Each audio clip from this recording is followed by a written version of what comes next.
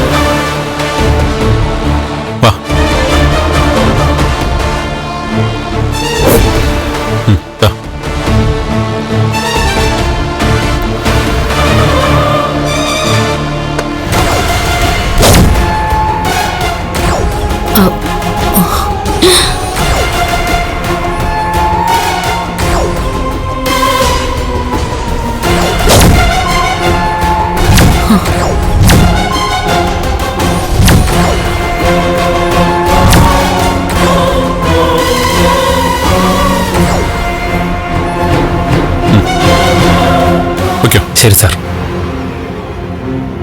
മഹാലക്ഷ്മിയുടെ ജാതകം ഞാൻ നന്നായി പരിശോധിച്ചിരുന്നു. അന്ന് ജ്യോത്സ്യം പറഞ്ഞത് ലഗ്നാധിപൻ ശുക്രനാണെന്ന. ശുക്രന് ഡയമണ്ട് ആണ് പ്രിയപ്പെട്ട രത്നം. അതുകൊണ്ടാ ഇങ്ങനൊരു ഡയമണ്ട് നെക്ലേസ് കൊണ്ടുവരാൻ ഞാൻ ജ്വല്ലറി വിളിച്ചു പറഞ്ഞത്. ഇത് കണ്ടോ, ഇതാണ് അമ്മ ഇപ്പൊ ചോദിച്ചതിന്റെ ഉത്തരം. കരുണയ്ക്ക് സ്വർണം കൊടുക്കാൻ അവളുടെ മുത്തശ്ശിയുണ്ട്, അച്ഛനുണ്ട്. എന്നാൽ എന്റെ ഭാര്യയ്ക്ക് അവൾ ആഗ്രഹിച്ചാലും ഇല്ലെങ്കിലും ഇതുപോലുള്ള സമ്മാനങ്ങൾ കൊടുക്കാൻ ഞാൻ മാത്രമേ ഉള്ളൂ. ഞാൻ മനസ്സിലാക്കിയെടുത്തോളം ഈ ലോകത്ത് എന്റെ ഭാര്യയെ സ്നേഹിക്കാൻ അവളുടെ അമ്മ മാത്രമേ ഉള്ളൂ. പക്ഷേ ആ അമ്മ നിസ്സഹായാണ്. മോളുടെ ഇഷ്ടങ്ങൾ മനസ്സിലാക്കി ആ അമ്മയ്ക്ക് ഒന്നും ചെയ്യാൻ കഴിയുന്നില്ല. അപ്പൊ പിന്നെ അങ്ങനെയുള്ള കുറവുകൾ നികത്താൻ ആരെങ്കിലും വേണ്ടേ? അപ്പോ ഇവര് ചെയ്ത തെറ്റ് കണ്ടിട്ട് മറന്നുപോയോ? എന്റെ ഭാര്യ ഒരു തെറ്റും ചെയ്തിട്ടില്ലെന്ന് ബോധ്യമുള്ളതുകൊണ്ടാണ് ഇവൾക്ക് ഞാൻ ഇങ്ങനെ ഒരു സമ്മാനം കൊടുക്കുന്നത്. മഹി, നീ വന്നേ.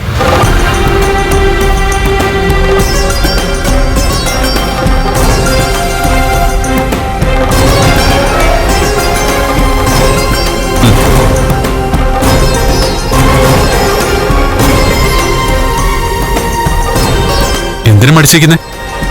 ധൈര്യമായിട്ട് വാങ്ങിക്കേ.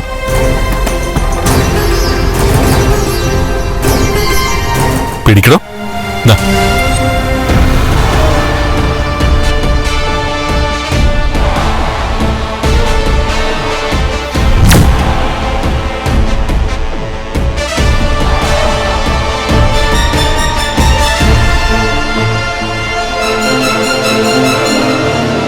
ഈ വിഷയം ഇവിടെ നിർത്തിക്കോ.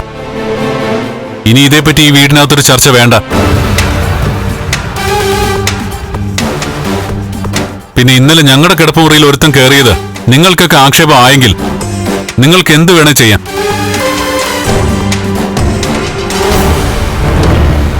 എന്നാൽ അതിന്റെ പേരിൽ എന്റെ ഭാര്യയെ കളയാൻ ഞാൻ ഉദ്ദേശിക്കുന്നില്ല.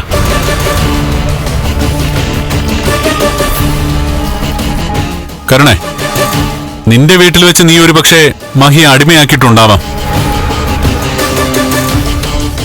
എന്നാൽ ഇന്ന് അടിമ എന്റെ ഭാര്യയാണ്. ഈ തറവാട്ടിലെ മൂത്ത മകന്റെ ഭാര്യ. അതിന്റെ ഒരു ബഹുമാനം നീ എപ്പോഴും എന്റെ ഭാര്യയ്ക്ക് കൊടുക്കണം.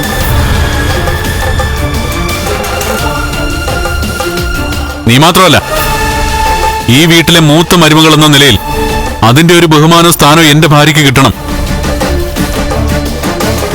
എനിക്ക് കിട്ടുന്ന പോലെ തന്നെ.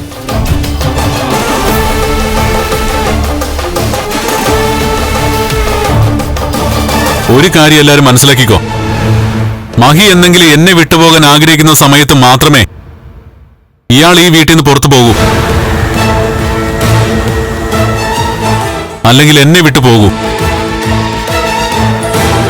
ഫ്ലവേഴ്സ് സ്മാർട്ട് ഷോ ശനി ഞായർ ദിവസങ്ങളിൽ രാത്രി 9:30 ഫ്ലവേഴ്സിൽ.